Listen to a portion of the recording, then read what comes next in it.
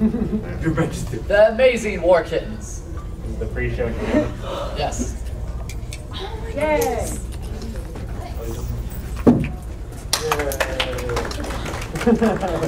I'm clapping it. Where's my circus music?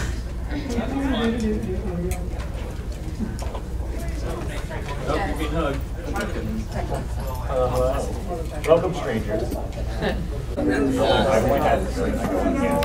We have I'm having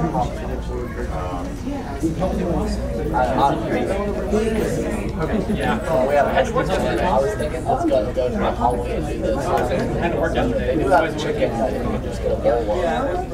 Not a bad idea. Nathan said the chicken was pretty good. It's like a curry chicken.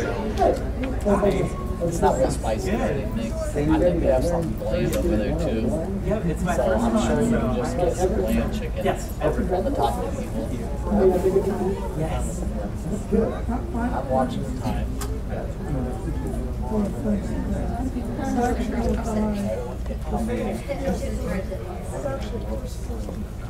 Yeah, let's go.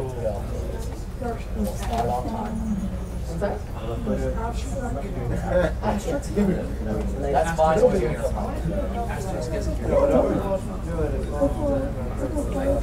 Maybe like look at I'm gonna Machira and now you can ride. Oh my god! I've become a thumb. Just like kind of that's cool. Ace, you ruined the magic. Yes! Ace is the magic. And before someone said running the magic. Yeah, sure. Oh, is he heating up? Yeah. Except this guy kind of relieved that. Okay, what do they do? Alright. Welcome. Sorry to be in. No, that's why I'm thinking about like how many do something.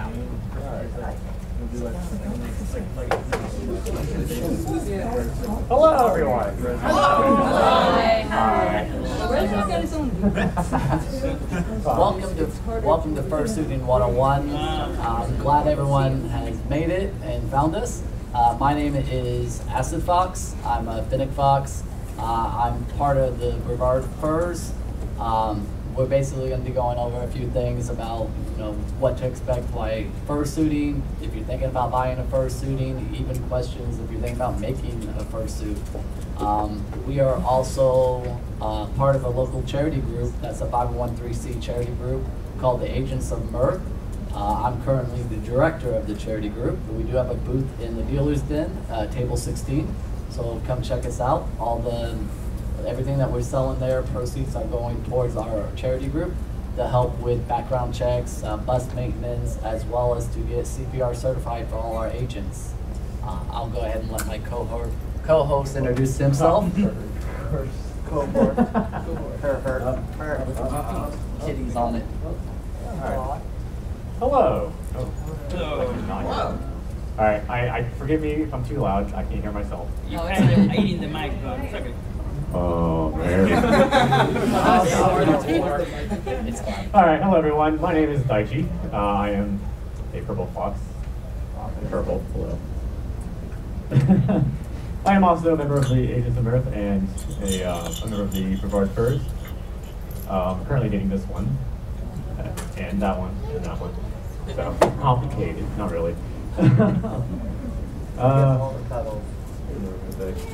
like. You go introduce yourself. I'm Kurt. Hi, I'm Kobe. I'm Paul, and now I'm eating the microphone. I've been shooting about 4 or 5 years now, and it's like 8th grade. A long time ago, 2008. No.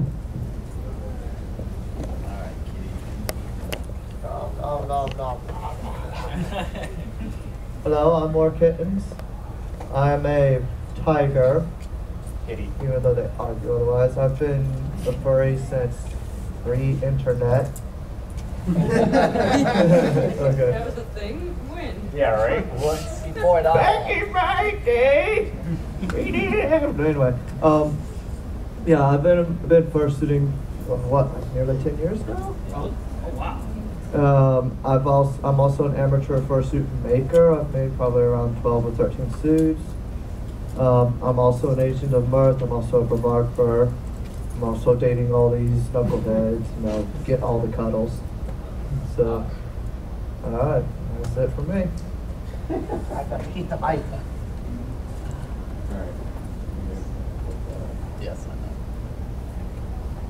know. Okay, so some of the things that we're gonna go over is basically if you don't have a fursuit, some of the things you can look out for while trying to purchase a fursuit. Also going over some basic guidelines of fursuiting, handling, and different things you can do with your suit. So the first thing I'm going to talk about is if you currently have a suit, especially here in Florida, there's kind of a rule that goes around on cons. It's 621. However, I added 6218. So the 6 is you should have at least 6 hours of sleep. 2 is you want to have 2 meals a day. The 1 is at least 1 shower, please, especially if you're suiting. Take a shower because you sweat. And then the 8 is I recommend at least 8 cups of water, if not more, especially if you are suiting outside. I know I have been suiting for about 10 years as well.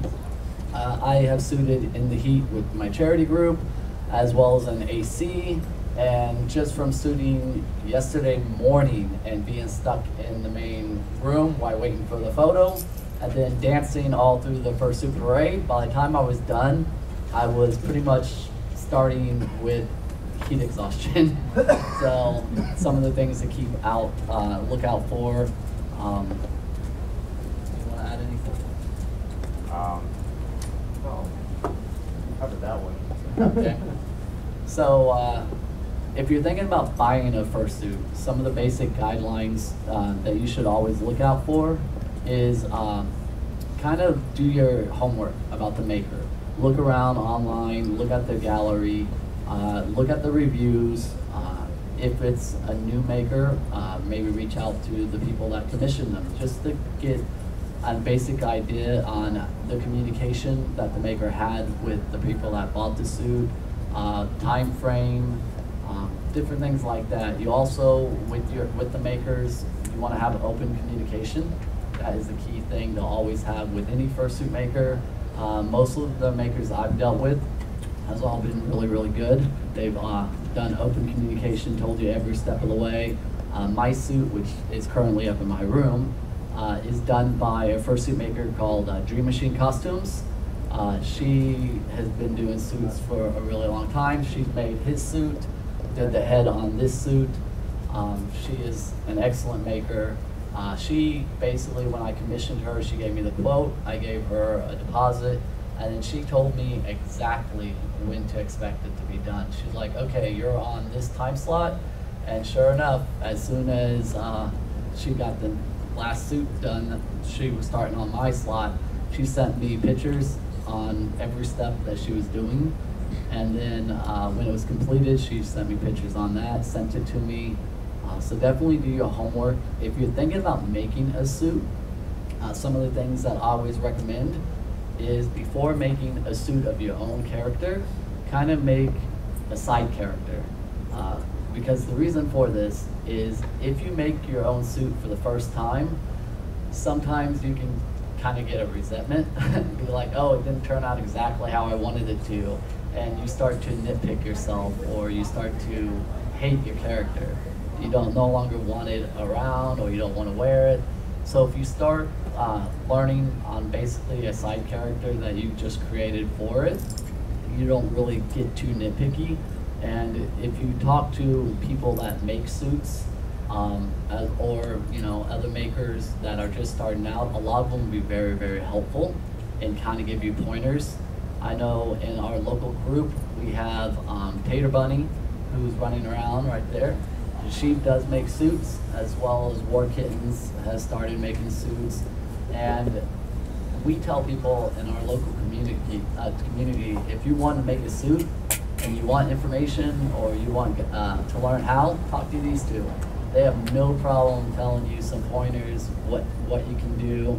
And in fact, at my house, we've done basic classes on making fursuits to learning how to draw. So definitely check with your local community as well. There might be some makers that are local that wouldn't mind, giving you pointers to help you out. YouTube is invaluable. Use it. You can learn anything you want from YouTube. Yeah, YouTube is great. I was just gonna add, matrices.net is like the best breed of fursuit making tutorials as well. Also, if you're buying fur online, just kind of look at the reviews of the fur to see if they offer swatches, get swatches. The reason for that is because a fur might look really good by a picture, but you might get like a swatch of it and realize it's not as high quality as you're wanting, or it might not be as soft as you want, or there could be, with the lower quality furs, you can get a problem where if you brush it too much, you pull the hair out. So some of the things to look into. Do you have any comments? YouTube. Besides YouTube? We know YouTube. YouTube is good if you want to learn how to do heads, basic tutorials. Anything. You need to learn how to sew, don't know how to sew yet? YouTube. Yeah, YouTube is good. Oh, I have something to add. One of the things I suggest if you're going to have a suit, learn basic sewing. If it's just a stupid blanket stitch, that will save your life so many times. Pop a seam, get a snag, anything. Learn to sew, learn to use a glue gun so you can fix it on site. Because I can't tell you how many times I've had people come running to me because I can sew. Okay, it saved me, my suit is dying, please sew it. So then I had to be fursuit medic. So learn at least 1 or 2 basic stitches so you can fix it, even if it's just temporary. That's it. I did cosplay a couple of years ago. That helped here. Yes. So I'm actually getting into that.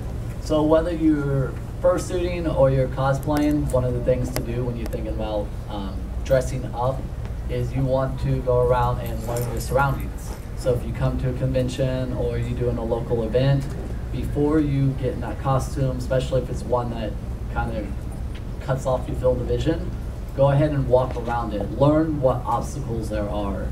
If you have a friend with you, drag them with you. Let them be your handler. Especially if it's something that restricts your vision, like a fursuit, helmets, different things like that. Because what the handler can do is they can guide you. They can tell you, hey, there's a little kid in front of you.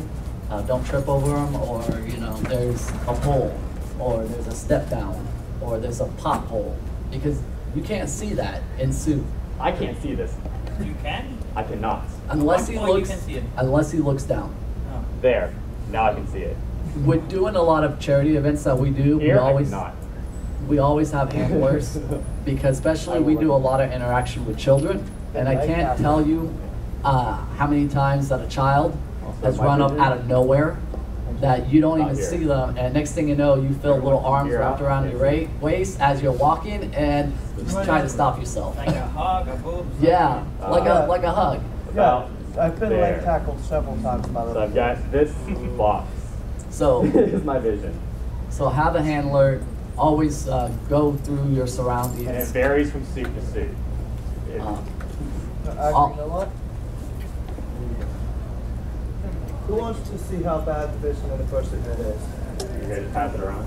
Yeah, pass it around. Careful. Done so many times. Also- We'll do it again. Yeah, so- Obstacles. So, this one has a pretty good field of view. It's about to here and about to here, but it's still pretty restrictive and it's very warm. Anyone else? Some of the Yeah. Mine's extreme. Hey, Mine has realistic eyes. Mine is extremely. Yeah, the shoot off guys. My old work kittens. Yeah. I adopted him from somebody. Yeah, just pass it Well, around. Yeah, when you So- go, just pass it around. So some of the It might things, not fit. It is kind of a small head, so if you can't get it down easily, it probably is too small for you. so some of the things I recommend, especially if you just got a fursuit or if it's a new fursuit, you've never worn it. You don't have too much vision at all. One of the things you Go can ahead and do just pass it around. is at your house, put the fursuit on and stand in front of a mirror. Stand in front of a full-size mirror and look at yourself. Move your arms, interact, see what people are gonna see. And the reason for that is you'll be able to see what your movements look like. You'll know if you need to overemphasize anything, 'cause especially when you're in a suit, you're your character. You're basically a giant stuffed cartoon animal. So you want to act kind of cartoony, put your own personality into it, and it's good to know ahead of time what that looks like before you get to like a convention or a local event. Like little movements are hard to see. Might be easy to see when you're out of suit, but you need to really like emphasize, hello. You know, very. It helps. You know. So, yes. Yeah. Animate, sure.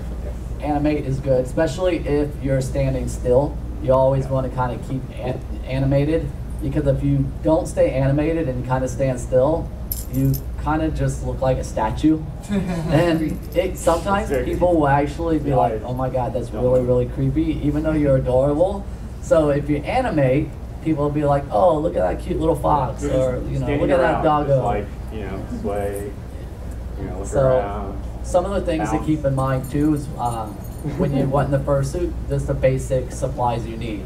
Like a baklava, that's good to keep sweat. If you don't want to buy a baklava, Did you say baklava? Yes.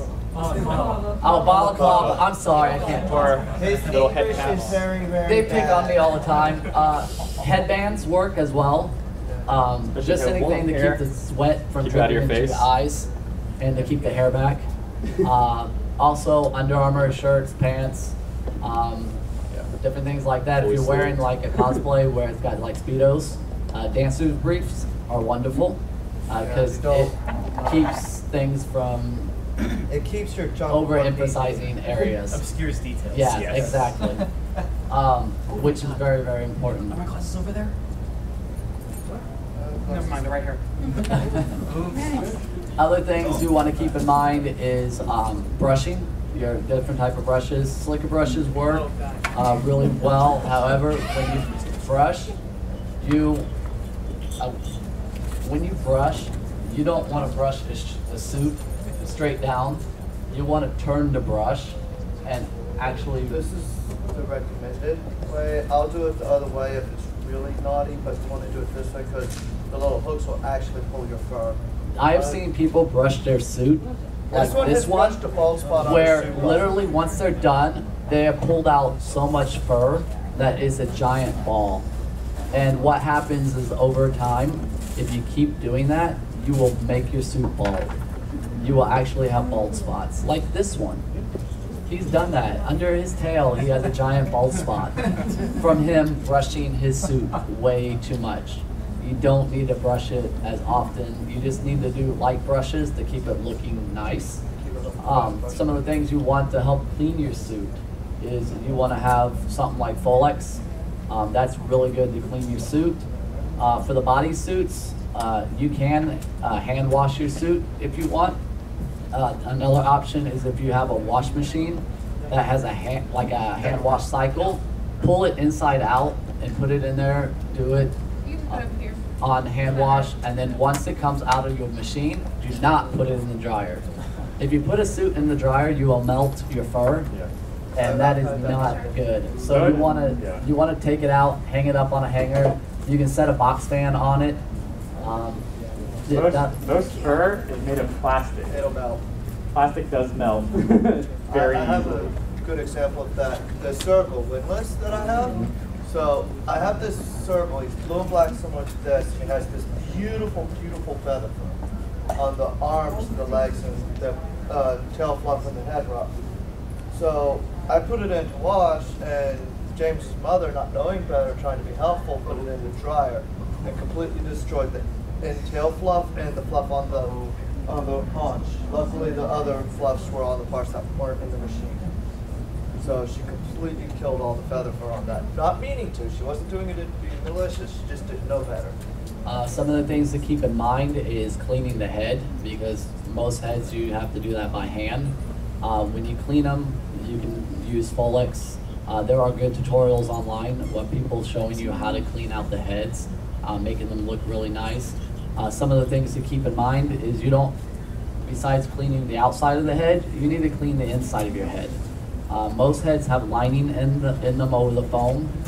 So what happens if you don't clean the inside of your head from all the sweat and moisture, you will actually cause your foam to start to mold.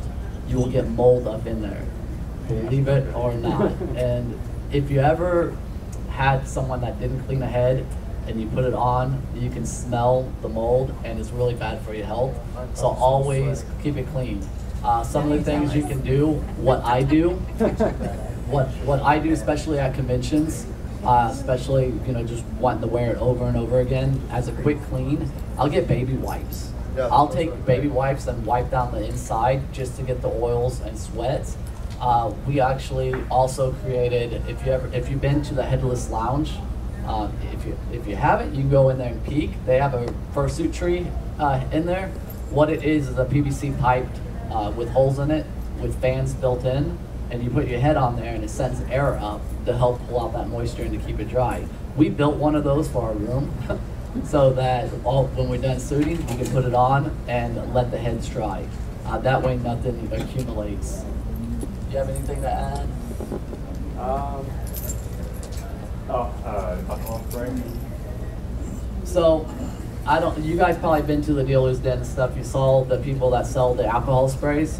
Those are really good. However, some things to keep in mind with the alcohol sprays is you don't want to spray them directly on the fur because depending on the type of fur, alcohol can react. It can cause spots. So you can do like a spray back mist fairly away where you still get the smell. But the sprays are really good for inside the heads because they keep all that is alcohol, so it helps keep any bacteria, anything down. Plus with the smells, they smell really good when you put your head on. And avoid the eyes. Yeah, because some of the Especially when hand washing. What I do when I clean for the eyes, you can take a whole bunch of like paper towels, fold them up to where they're really thick, and you can put them inside the head over the eye, so you don't got to worry about getting anything on them. Yeah. I saw a video from Hikari Rue where she makes her own disinfectant and she uses that on her suit. Would that work as well? Yeah, yeah, definitely. There are good tutorials on there how to make them. I've made a couple myself, and I made mine out of rubbing alcohol and the essential oils. So, but there are good tutorials on the proper mixture. The most basic is a water alcohol mix. And when you buy the oils, you want to get the good oils because some of the cheaper ones are a little weaker. So when you go to put the oil in there to kind of give it the smell, it takes a lot more of it. I've noticed that on a couple. But definitely some good tutorials. They're easy to do. But if you don't want to make it, the fursuit over in dealers den, a lot of those dealers sell it and they smell really good. In fact, what you can do with some of them, if you have any like props or you buy fursuit props, especially anything that looks like food, like a waffle, there are some sprays that smell like syrup or butter. You can spray on your prop to kind of give it that smell. And what happens is a friend of mine's got this spray smell that smells like syrup, and she puts it on her suit. But whenever she walks around and she's having that prop, you used to smell the syrup and butter, and it's like, oh my God, that smells really good. Who smells like that? So you try to follow this. So it gives you a lot of attention too, because people will track you down and be like, oh my God, you look so cute. You smell great. Can I hug you?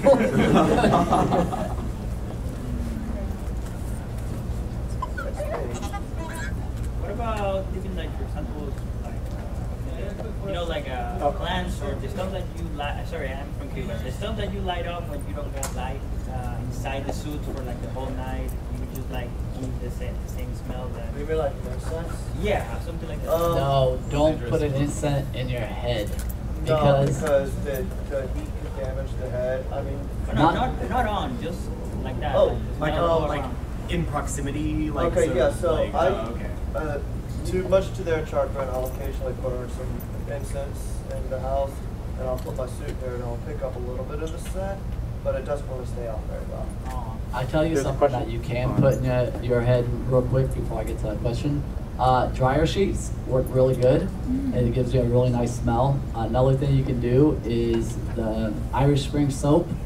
It has a really strong scent, and if you put it anywhere near your fursuit or in the head or in the box you keep it in, your suit will smell like Irish Spring. Who had the question? Go ahead. Yes, is there any unscented, like, cleaners for the suit? Yes. Just alcohol. You can do alcohol and water. Folex, like I said, is really good to clean the suit. It doesn't give you a scent. Anything that you can use like some of the disinfectants as long as there's no harsh chemicals or anything in there that can damage. So read the ingredients on there. You don't want anything that uses like bleach, things like that. I used like the Febreze, just the regular scent of Febreze. I've used that before. Just kind of stood back away from the suit, sprayed it on there, just to kind of give it a quick disinfect. And that's been fine. I've had my suit now from Dream Machine. I've had it for over 2 years, and my suit works great still. Even wearing it to all my charity events. So definitely read on the ingredients, but Folex is usually safe as well. You can take Folex and make a bottle of Folex and water. You can use that to kind of spray and do a quick wipe down. Grandma's Secret Spot Remover from Walmart. It's fairly cheap. It works.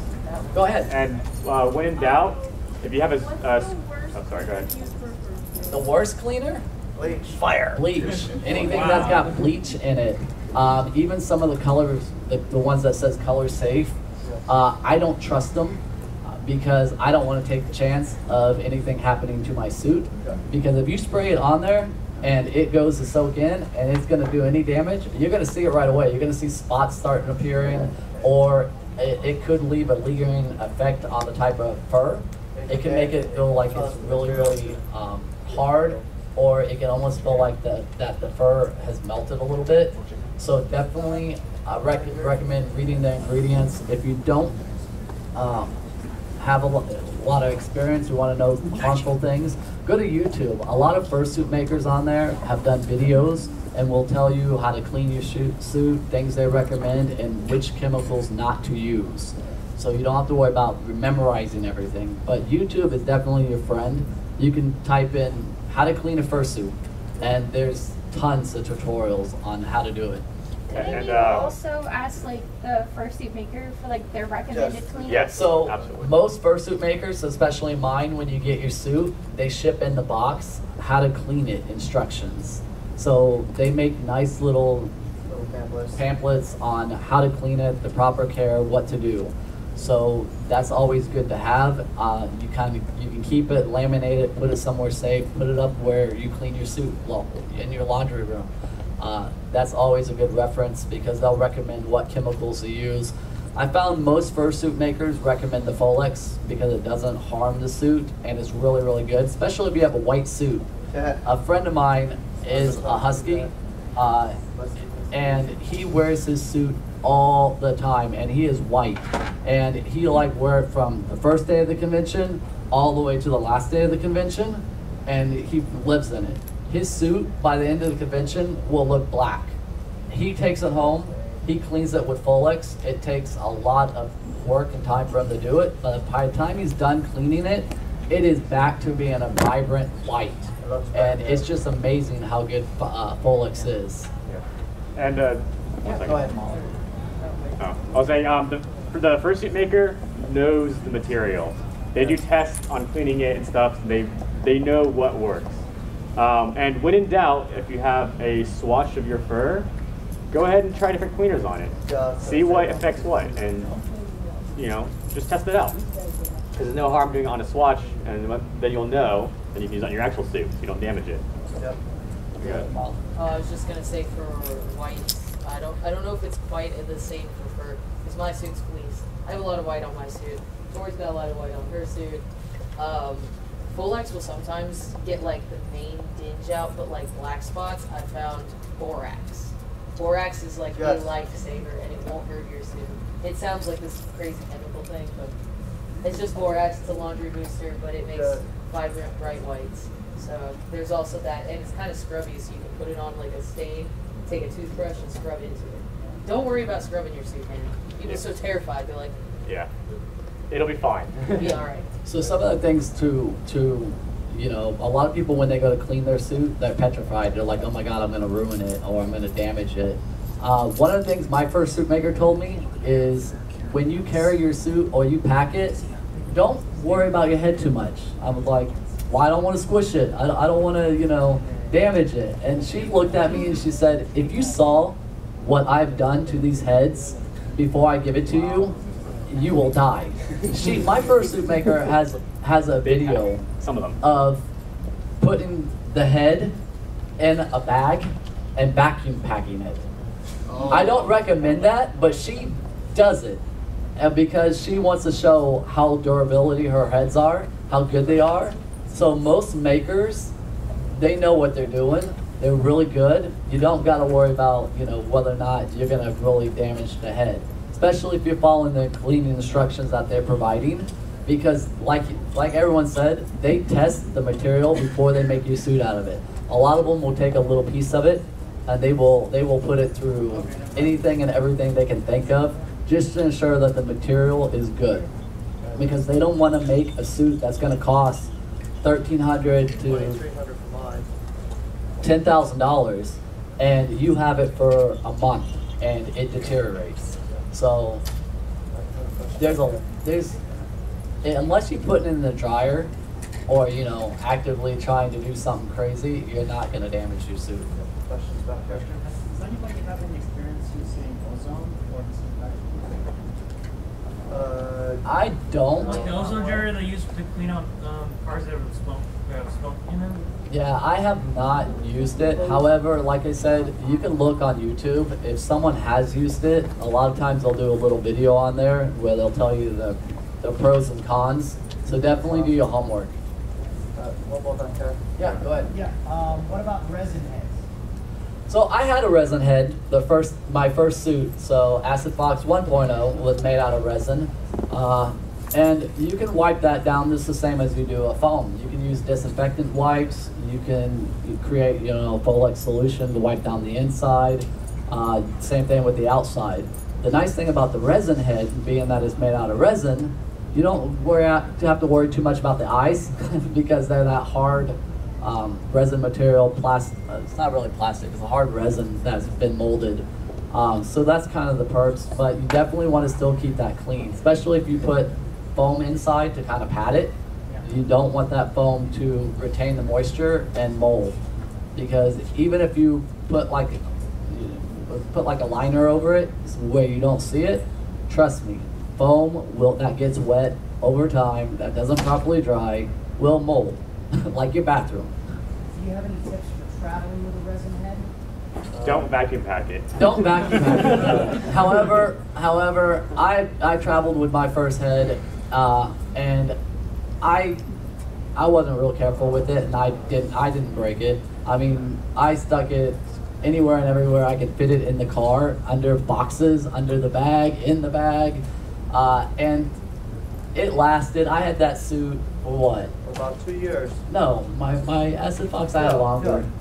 Yeah, that one had a while. As a matter of fact, I repurposed the... Yeah, I had that for like 5 years, and the head was still good. In fact, a friend of mine wanted a suit, so we helped him build one, and he wanted to have a resin head, and he was a Fox. So literally, I had him scalp the resin, and we used the exact same head for him. And he still has that head. Back here. Go ahead. Okay, for resin heads, would a pick and block foam case, something like you would carry electronics in, Yeah. over? Absolutely. No, you can do that. Yeah, I've seen people get specific head bags for their heads. That there's makers that make head bags. Yeah, if you want, you can use a hard case if you want. However, if you have a foam head, you want to have a custom bag, which are really cool. Look online. There are a lot of makers out there that now make them, and what they do is they'll send you like instructions on how to do a duct tape dummy of your head, which is kind of really cool to see it because you wrap it up with saran wrap and then you duct tape over the saran wrap. So they're really cool, especially when they're done, because it pretty much looks like your head without all the color in the eyes. Kind of looks like a giant bowling ball bag with ears sticking out and a muzzle. So it's really cool to see. That's why I move on. Yeah. Well, like a motorcycle helmet back with ears. Yeah. So some of the things, like I said, and especially at conventions, events, you want to worry about the heat, because everyone that's been outside, you know how hot it is, even in the buildings. In fact, I tell people, even if you're shooting inside of a building that has AC, you'll probably get hotter inside the building than you would outside. And the reason for that is there's no air movement inside the building. Yes, it has AC, but there's no real air movement, so you're really not feeling it. Unlike if you go outside and there's wind, if you get like a gust of it against your suit, it actually will cool you off.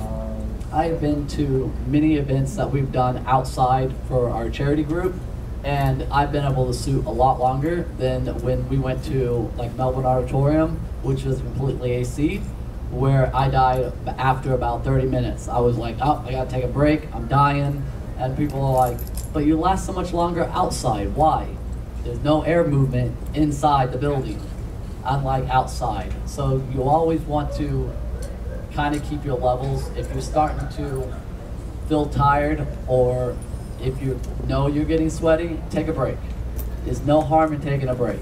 Whether you've only been shooting for 5 minutes, 10 minutes, 20 minutes, take a break. Go in, cool off, stand in front of a fan, get a glass of water, and then head back out. Everybody's tolerance is different. Someone that's been shooting a while can end up shooting for an hour, sometimes longer. And other people that haven't been shooting that long may only survive 10 minutes, 20 minutes. You don't want to overdo it. We've had people that does the charity events with us that have been expert shooters, been doing it for a while, and still occasionally will overdo it. We had one shooter at an event, which is BOGO, which is currently at our table. He thought he was good. He was like having fun, and the next thing you know is he is sitting on the ground, exhausted and unaware of what he did for the past hour. He's like, what do you mean I rode a little tricycle around a basketball court? I have no recollection of that. It's like, yeah, you did. So always want to keep in mind your tolerance, drink lots and lots of water. Gatorade is good. Actually, okay, so I live here in Florida, and I did 4 years of marching band in this Florida heat. Plus, when McDonald's I work at, we don't have double drive-through, so we always have someone staying outside, and it's usually me, which is like at 3 hours at a time on this Florida heat. And one thing, the mixture between like water and Powerade, like in the Busch Gardens, like the souvenir park cups, you see, you want to put about quart ice, a quarter, and then fill that much with like the Powerade, Gatorade, and the rest all water. Because drinking all water will help, but it's not quite sustenance. You still need the electrolytes. You still need to replenish your body. But like I said, you don't want to overdo it. You don't want to be one of those people that has overdone it and have passed out on the middle of a con floor, and next thing you know, you have an ambulance there and they're cutting you out of your $1,300 suit. Because when I say they're cutting, they are cutting. They're literally not worrying about no seams, no nothing else. They're trying to get you out as quick as possible. So by the time you get your suit back, it may not be in the condition you were hoping for. So don't worry about, whether or not you're drinking too much of water or Gatorade. You need to be drinking it. Even if you don't feel thirsty, drink it. Because if you wait till you're thirsty a lot of times, it's too late. There's also, you can always drink too much and they start drowning in turn. That's a lot of water. That's a lot of water. Yeah, but someone could be like, oh, I need to drink water. If you're, what's going to happen, I'm going to tell you what happens when you suit. You lose track of time. So when you're suiting, you might feel like you've only been suiting for 20 minutes, but in all actuality, someone check their time, you'll be like, what time is it? And they're like, oh, it's 2 o'clock. And you started suiting at 10 a.m. You might not be aware of how long you've been suiting. The reason for that is because you're so excited to be running around in a suit and interacting with people that you're having fun. And so it is very easy to lose track of time. So stopping to drink water, I don't think you can overdo the water, to be honest, because A, you're probably not going to drink as much as you think you're drinking, and B, you are going to lose track of time. Also, don't drink a lot at once. Don't drink a lot, don't drink it fast. If you drink it fast, you're going to get yourself sick. I've seen people drink like 10 cups of water, like down them over and over, and next thing you know, they're in front of a trash can bringing all that water up. So don't drink it fast, drink it slow, kind of just relax, stand in front of a fan, talk to your friends. That's why we have handlers. Complain about the heat. Complain about the heat, yeah. Okay, so like at a few of the booths, they have like the little fans to put inside of the furry suits. Do those really work to cool the suits down? Yes, They do. I have Actually, one. I have one, he has one, he has one. And they're great because when I was dying yesterday in the main ballroom waiting for the photo, I cannot tell you how many times I've stuck that fan in my mouth and it was a lifesaver just to be able to cool my face off. Some of the things you can get too, is if you look on Amazon, there are chemical cooling vests as well as neck guards that you can get. Works for the website. I don't have the vest because I don't get that hot in my chest. I mostly get hot in my head and on my neck. So I actually have a chemical cooling neck wrap that I tie on that literally you can take the insert, throw it in a cooler of ice, and it freezes. You pull it out, you put it back in, put it on, and you go to suit. Those things last a long time. I have had mine on in the heat of Florida, and they have lasted about an hour. And it's a wonderful lifesaver to pull that heat straight off your neck. And with the conjunction of the fan too, that you can put in your muzzle, those two things, a lot of times will keep you a lot cooler. So definitely worth the investment.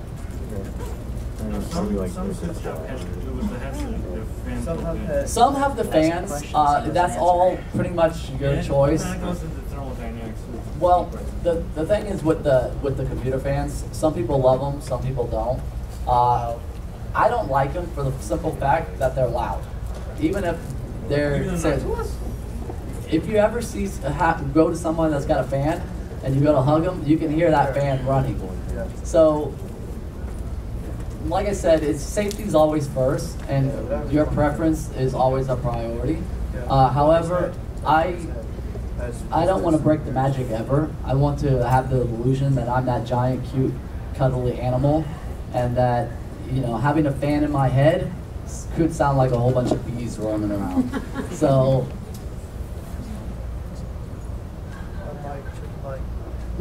Mic check. Now? Hey, can you hear? No? I'll take off. Oh, well, even It may have lost the batteries. do you have anything to add, Daichi? You had to attend the first brand. Look out, like for your fellow suitors, anyone who's not suit, look out for the signs of heat exhaustion. People, really, this is the sign, enough sign for I'm hot. I need to get out of this, remove the deal then. Like I said, I always recommend having a handler, even if it's a friend, a parent, anyone that you will bring with you to a con. You want to create like hand signals. Some of those hand signals we do, because we do a lot of charity work, is if you need to get help like right away, like something's wrong, I need off the floor.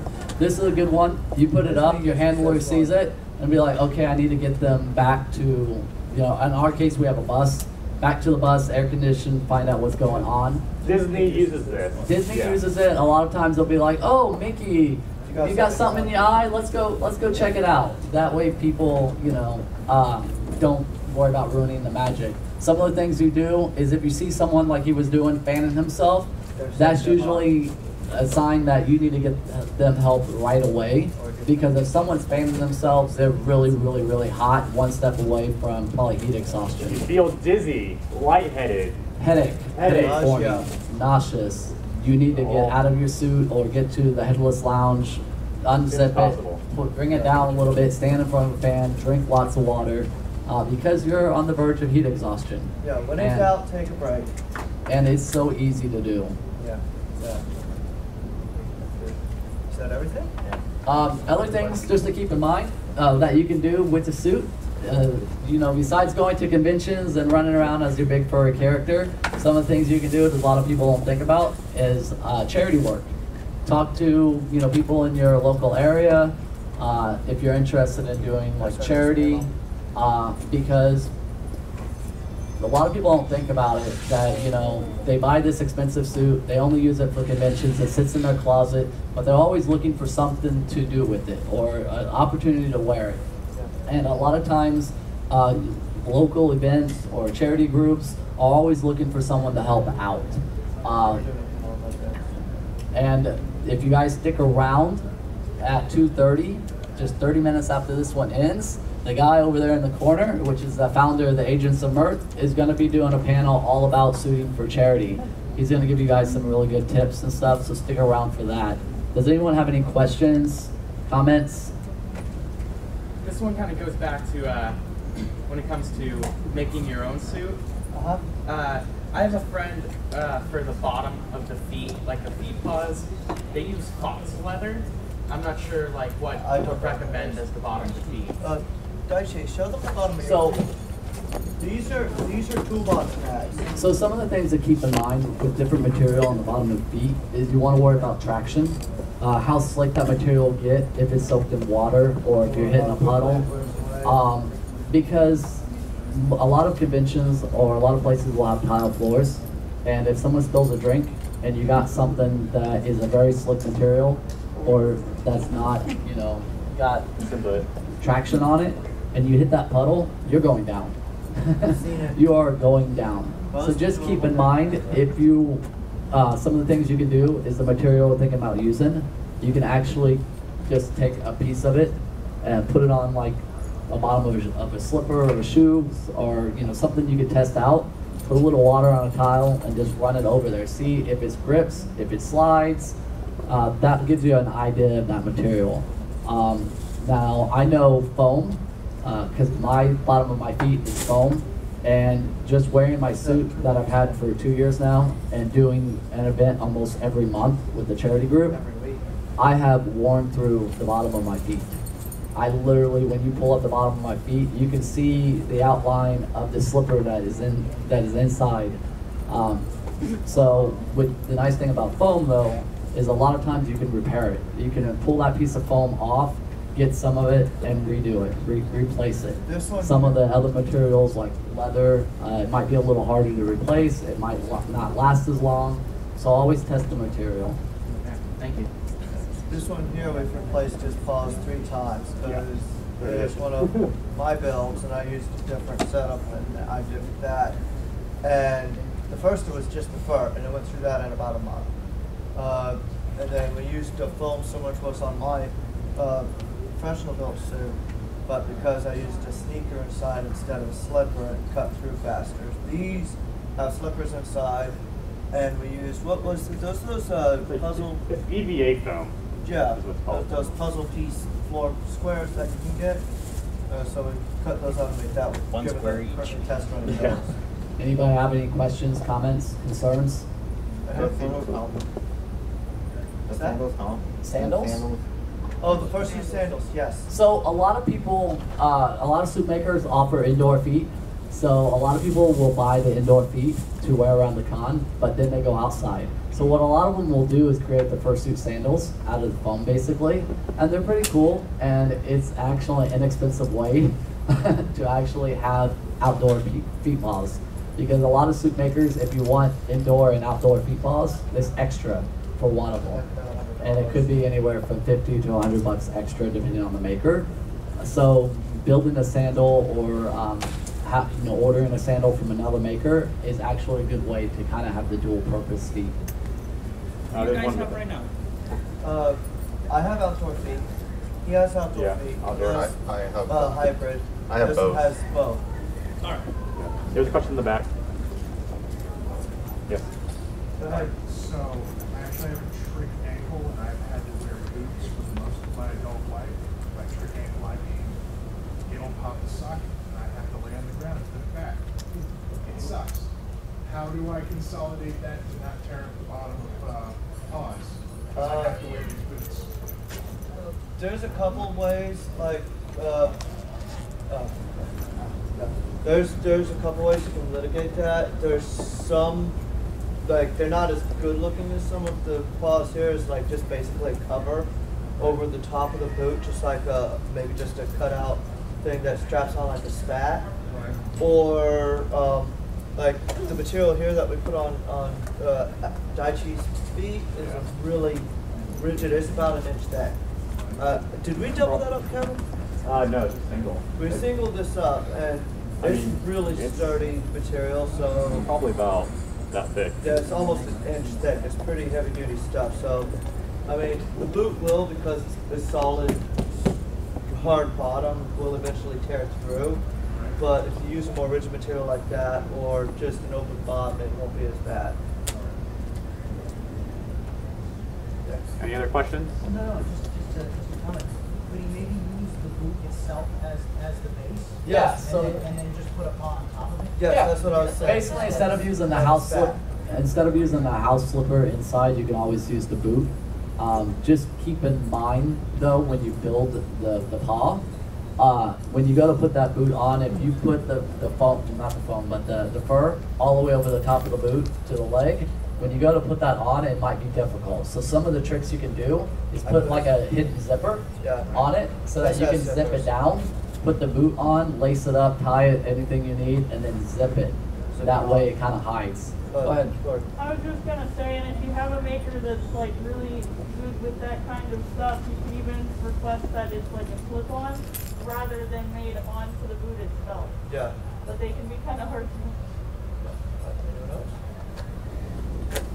Any other comments, questions, concerns? Nope. All right. Yeah, go ahead. Oh, sorry. Since you guys are local, have you ever hosted maybe like a fursuit workshop? We have. Actually, I've done that at my house. Like I said, our local group, because we're in Brevard County, so we're known as the Brevard Furs. And we do many local events. We use Meetup as well. So if any of you are in Orlando or fairly close by, you can go to Meetup and type in Brevard Furs, and it'll come up.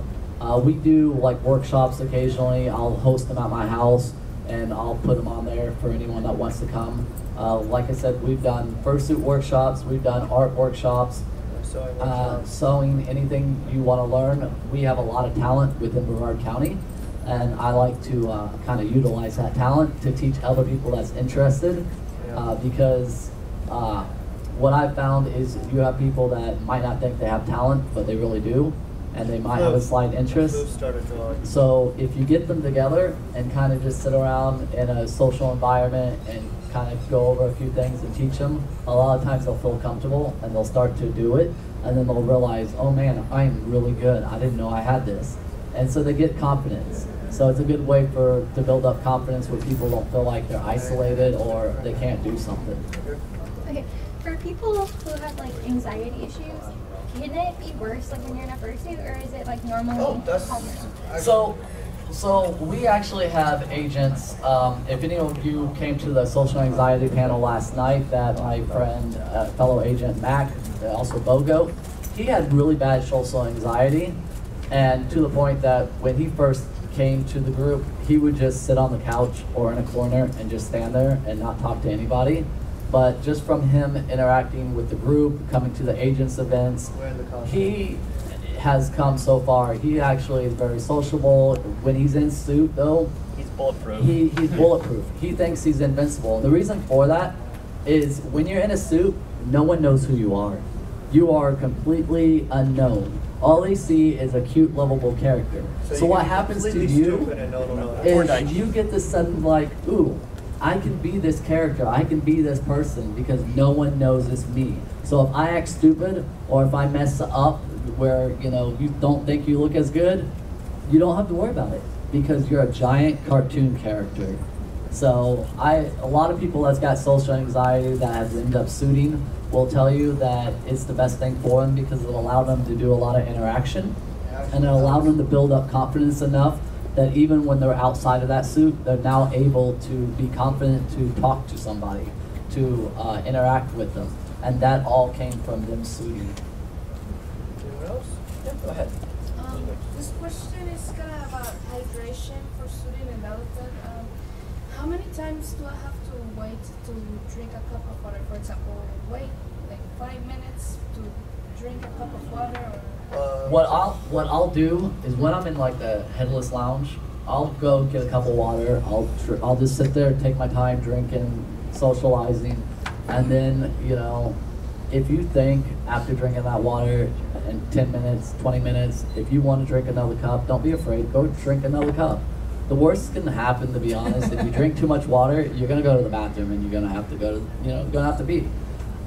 However, I'd rather people drink water than not drink enough, because I've been to the point, and I've been suiting a long time, where yesterday morning I drank some water. I was fairly hydrated when I started. I went over, did a fursuit photo, came over, played around in my suit, went into that main ballroom where there wasn't a whole lot of air, waited around for what felt like 2 hours. I don't know how long it really was. It felt like a long time. Yeah. And I'm like, come on, take this picture, I'm dying.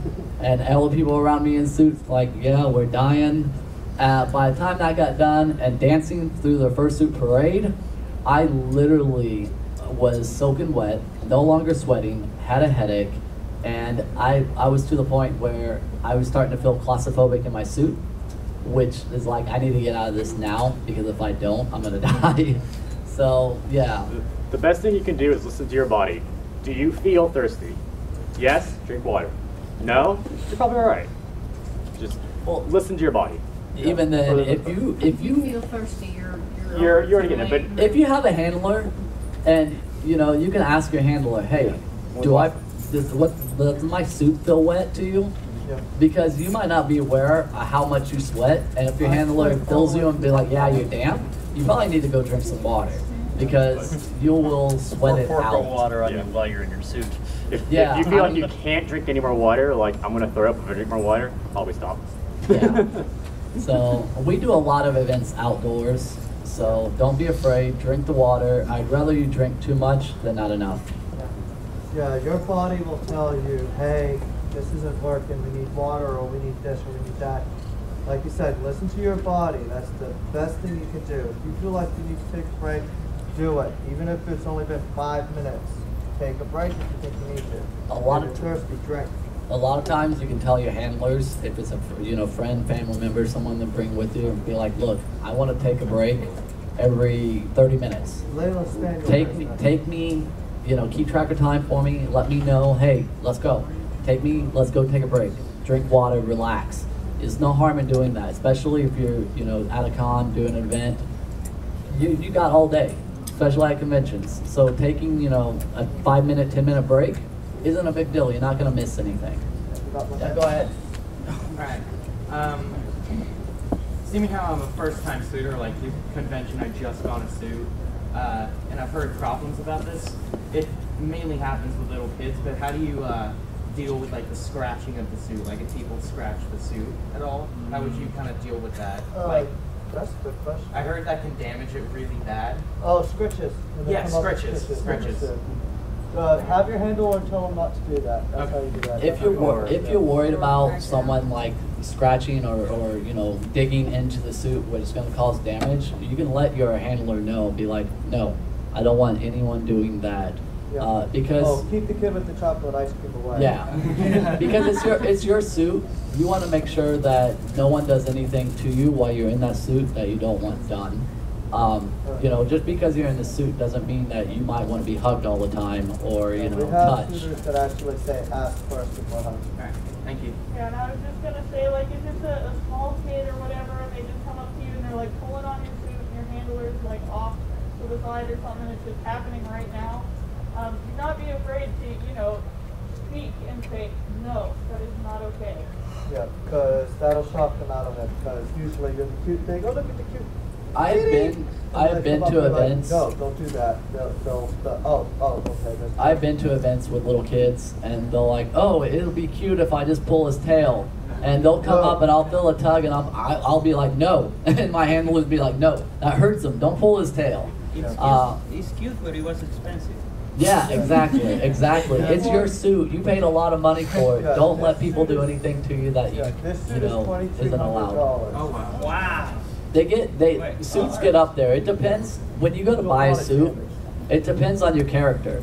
Keep in mind when you design your character, guys, the more complex you make it, the more expensive your suit is gonna be.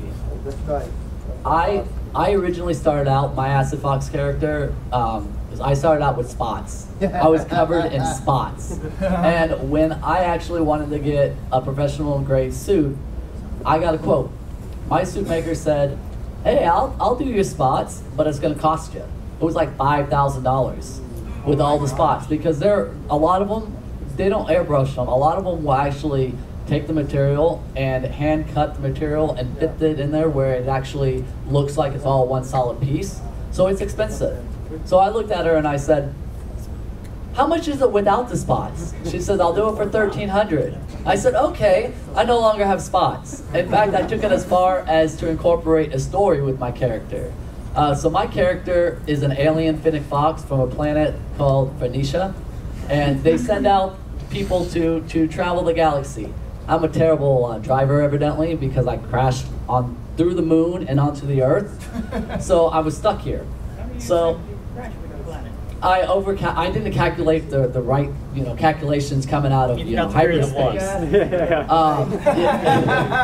So what I did is, because I'm an alien, to become a citizen, I had to pay taxes, and because I didn't have money, the IRS collected my spots.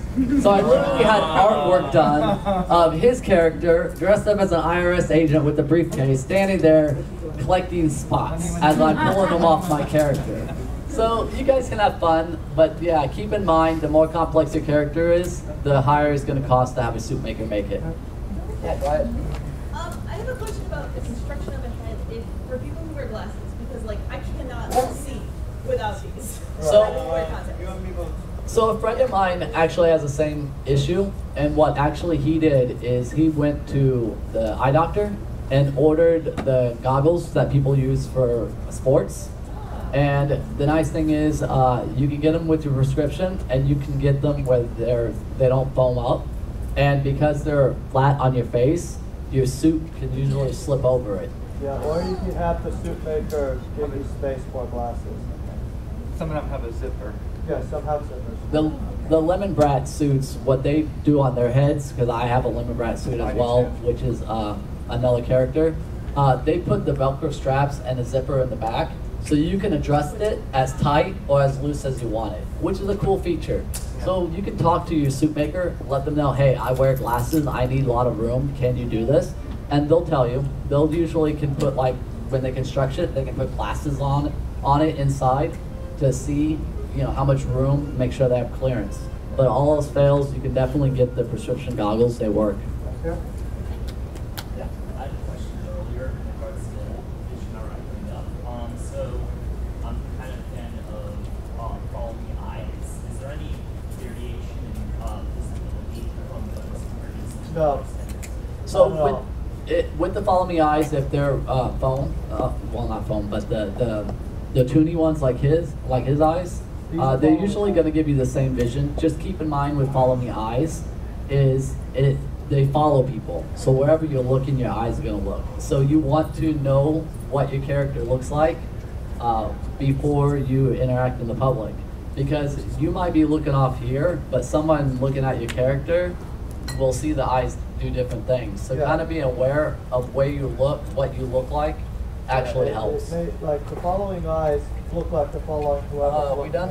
Yeah. Okay, guys, that's it for my panel. But like I said, at 2:30 in the same panel room, if you stick around, we will be having basically a cosplay for charity, where the guy over there in the corner, Pester Raccoon, will be telling you guys about suiting for charity. So stick around. Also, if anyone would like a couple cool scarves for your suitor and stuff, they should keep you cool. If you're a first-time suitor, come up and grab one of these. We only got 2, so the first 2 up here, kids.